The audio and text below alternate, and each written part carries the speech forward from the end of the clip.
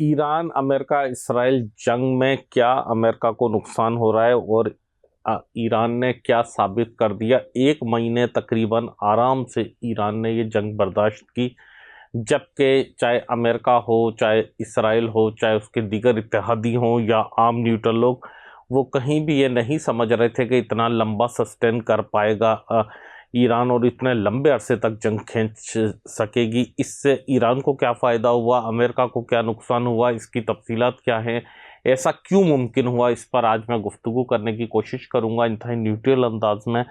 आपसे गुजारिश है कि हमारे चैनल को लाइक करके सब्सक्राइब करें, बेल आइकन को प्रेस करें, कमेंट बॉक्स में राय अपनी ज़रूर दीजिएगा कि आपको जो भी में समझ में आ रहा हो इस प्रोग्राम के हवाले से। बहुत शुक्रिया जुल्फ़िकार अली बब्बर की जानिब से। अस्सलाम वालेकुम तमाम फैमिली मेम्बरान को। ईरान और अमेरिका की जो जंग हुई, ज़री सी बात है कि जो लोग देख रहे हैं, जो लोग ये समझते हैं, और ख़ास तौर पर एक तो हम जज्बात से बात करते हैं, ज़ाहिर एज़ ए मुसलमान हम सब लोगों के दिल जो है ईरान के साथ धड़कते हैं और ईरान की फेवर करते हैं, बल्कि इंडिया के लोग भी बहुत सारे ईरान की फेवर करते हैं। एक जज्बात से हटकर अगर एनालाइज किया जाए सारी सिचुएशन को और अकल और दलील की बुनियाद पर किया जाए, क्योंकि ज़ाहिर है अगर ख्वाहिशात पर हम जाएं और दिलचस्पी पर जाएं और जज्बात पर जाएं, तो हम चाहते हैं कि आज के आज ईरान फातेह हो जाए और इसराइल ख़त्म हो जाए और अमेरिका यूं हो जाए और ये हो जाए वो हो जाए। वो चीज़ें अपनी जगह पर हैं, लेकिन दलील पर बात हम अगर करें तो हर कोई ये समझ रहा था, क्योंकि अमेरिका ज़ाहिर दुनिया का सुपर पावर था, और था मैं इसलिए कह रहा हूँ कि अब शायद ना रहे, इसलिए ये कह रहा हूँ। बहुत बड़ी खबर है, लेकिन आप इसको समझने की कोशिश कीजिएगा कि मैंने था लफ्ज़ जानबूझकर इस्तेमाल किया है कि सुपर पावर था। एक super power, great super power, अकेला सुपर पावर, दुनिया का सुपर पावर हो और वो हार जाए जंग में। जी हाँ, मैं ही कह रहा हूँ, ईरान से हार गया जंग में, क्योंकि उसके अहदाफ हासिल नहीं हुए। उसको हार तस्लीम करना बड़ा मुश्किल हो जाता है। जितनी भी ये तबाही और बर्बादी हुई आपने, चाहे वो ईरान में हुई, चाहे वो गल्फ़ कंट्रीज़ में हुई, चाहे वो दीगर जगहों पर हुई, उसकी बुनियादी वजह मैं आज आपको बता रहा हूँ। उसकी बुनियादी वजह ये कि एक तो दुनिया का सुपर पावर मुल्क, ऊपर से वो हार जाए, ऊपर से फिर वो हार को एक्सेप्ट ना करे, तो उसकी बुनियाद पर ये सारी तबाही, नुकसानात और ये सारी चीज़ें हुई ज़िद ज़िद की बुनियाद पर। अच्छा, ईरान की क्या कामयाबी रही? हर कोई ये सोच रहा था कि उसकी टॉप लीडरशिप चली जाएगी, उसको शहीद कर दिया जाएगा, तो उसके बाद शायद जो है ईरान सस्टेन ना कर पाए, ईरान ज़्यादा देर टिक नहीं पाए, क्योंकि वहाँ पर बदकिस्मती से गद्दार जो है बहुत ज़्यादा हैं, बहुत ज़्यादा गद्दार वहाँ पर मौजूद थे, जो वहाँ के मकामी लोगों में घुले मिले हुए थे और अभी भी हैं। यही वजह है कि जो है अभी भी उनके सुप्रीम लीडर मंजर आम पर नहीं आते। इस पर भी मैं आपको बात करूंगा कि वो किस तरह चेंज ऑफ कमांड चला रहे हैं और वो क्या ट्रिक इस्तेमाल कर रहे हैं। अच्छा, बाकी जगहों पर क्या हो रहा है ईरान में? इन्होंने सद्दाम हुसैन वाले वाक़ये से, इराक वाले वाक़ये से सीख लिया था आज से 25 साल पहले, कि जब सद्दाम हुसैन को पकड़ा, उनको फांसी चढ़ा दिया अमेरिका ने, और तो सारा के सारा इराक का जो सिस्टम था बैठ गया, क्योंकि सेंट्रल कमान थी। सद्दाम हुसैन ही पूरे इराक को संभालते थे, चाहे फौज हो, हुकूमत हो, दीगर मामला हो, सबको। तो यहाँ पर उन्होंने उससे सबक हासिल किया और इन्होंने डिसेंट्रलाइज कर दिया, यानी कि मुख्तलिफ सूबों को अलग अलग आर्मी के, नेवी के, एयरफोर्स के हिस्से दे दिए, मिसाइल के लॉन्चर्स दे दिए, उनको इख्तियारात दे दिए, उनको कमान दे दी, उनको डायरेक्शन दे दी, उनको अहदाफ दे दिए। उनको कहा कि ठीक है, अगर ज़ाहिर है कि मरकज़ से आपका राब्ता हो तो अच्छी बात है, लेकिन अगर ना भी हो तो आप इस तरीके से आपको इस्तेमाल होना है।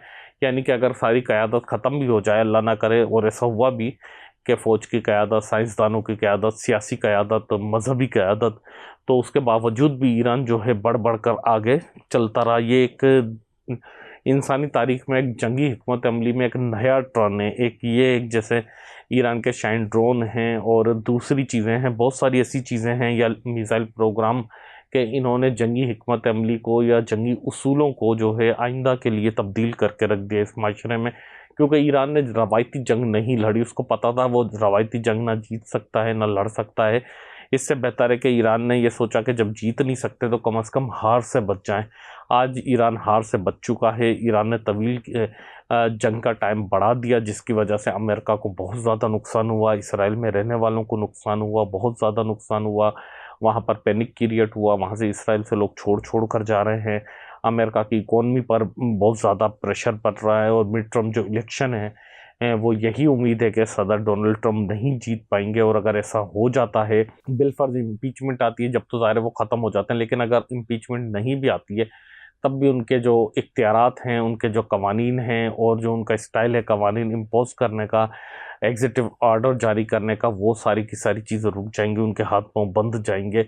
तो ईरान की जंग से इनको बहुत ज़्यादा लॉस हुआ। अगर किसी को फ़ायदा हो रहा है तो वो चीन को भरपूर फ़ायदा हुआ, चीन ने भरपूर फ़ायदा उठाया क्योंकि चीन की इकॉनमी बूस्ट कर रही है। यूरोप को नुकसान हो रहा है, एशिया को नुकसान हो रहा है, अमेरिका और इसराइल को तो पहले ही मैंने बताया कि नुकसान हो रहा है, लेकिन चीन की इकॉनमी भी बूस्ट कर रही है। चीन के हथियार भी महफूज हैं, चीन हथियार बना भी पा रहा है, उसका ज़ख़ीरा भी महफूज है, उसकी फ़ौज भी फ्रेश है अगर उसको ज़रूरत पड़े। इसी तरह रूस को बेपना फ़ायदा हुआ। रूस के जिस तेल पर पाबंदियाँ लगी हुई थी वो पाबंदियाँ ख़त्म हो गई। रूस की जो है इकॉनमी अब बूस्ट करने जा रही है। रूस का तेल इतना ज़्यादा सेल हो रहा है कि उसको जो है सेलर्स को जो है उसको क्लाइंट को पूरा वो नहीं कर पा रहे रूस के लोग, जो रूस के लोगों को परेशानी थी। इसी तरह वेनेजुएला का तेल बहुत ज़्यादा सेल हो रहा है, खुद अमेरिका और कनाडा का तेल सेल हो रहा है। तो इन ममालिक का जिनका निस्बतन कम हो रहा था, रूस का तो बिल्कुल ही नहीं हो रहा था, वेनेजुएला पर भी पाबंदियाँ थी, तो उन ममालिक का जो है इन दो मुल्कों का बहुत ज़्यादा सेल हो रहा है और बाकियों का भी हो रहा है। इसी तरह जो रिजर्व ज़खायर थे, यानी कि एक तो G7 के पास रिजर्व ज़खायर थे, ज़ाहिर है ये दुनिया की अमीर तरीन कंट्रीज़ थी, इन्होंने रिजर्व ज़खायर इमरजेंसी में रखे हुए थे, वो उन्होंने इस्तेमाल किए, जिस वजह से आर्जी तौर पर इन्होंने बहरान को रोका। इसी तरह जो पाकिस्तान जैसे मुल्क थे जिनके पास अपनी कुदरती गैस थी लेकिन वो एक लिमिट में यूज़ करते थे, वो अपनी मैक्सिमम कैपेसिटी तेल और गैस की निकाल कर यूज़ करने की कोशिश कर रहे हैं ताकि बाहर से इम्पोर्ट ड्यूटी का वज़न कम पड़े। लेकिन ये सारी चीज़ें टेम्परेरी बुनियादों पर है। यही ईरान की हिकमत अमली रही, यही ईरान की स्ट्रेटजी रही, और ये इतनी कमाल स्ट्रेटजी है कि एक मुल्क ने, ऐसा कभी नहीं हुआ कि एक मुल्क ने, एक निस्बतन बहुत छोटा समझा जाने वाला मुल्क, लेकिन उसने पूरी दुनिया की इकॉनमी को रोक कर रख दिया। दुबई का एयरपोर्ट, इंटरनेशनल एयरपोर्ट, दुनिया का सबसे मसरूफ़ तरीन एयरपोर्ट था। जो लोग कहीं भी जाते हैं तो दुबई से होकर जाते हैं, ख़ासतौर पर एशिया के लोग। तो वो एयरपोर्ट बंद हो रहा है, रोज़ाना बंद हो रहा है, रोज़ाना स्टार्ट हो रहा है। अब कम अज़ कम भी जो लोग हैं दुबई में या गल्फ़ में या कतर में, कि जैसे गल्फ़ के किसी भी मुल्क में, तो उनमें से अगर बहुत ज़्यादा नहीं, मैं बहुत मोहताद अंदाजे के मुताबिक बात कर रहा हूँ कि अगर वो 20% लोग भी शिफ्ट हो जाते हैं अपनी अपनी कंट्रीज़ में, घबरा के, 100% में नहीं बात कर रहा, अगर जितने भी लोगों ने, ज़ाहिर है जैसे दुबई है उसमें 85% या 90% तो जो है गैर मकामी लोग हैं, इमिग्रेंट्स हैं, बाहर के आए हुए लोग हैं। सरमाया भी उनका, मेहनत भी उनकी, टेक्निक भी उनकी, इल्म भी उनका, सिर्फ वो एक ज़मीन इस्तेमाल हो रही थी दुबई की या शारजा की या अबू धाबी की या यहाँ की, कतर में भी ऐसा ही, ओमान हो, सऊदी अरब हो, सारा जगहों पे ये दुबई में सबसे ज़्यादा है, बाकियों पे थोड़ा कम है।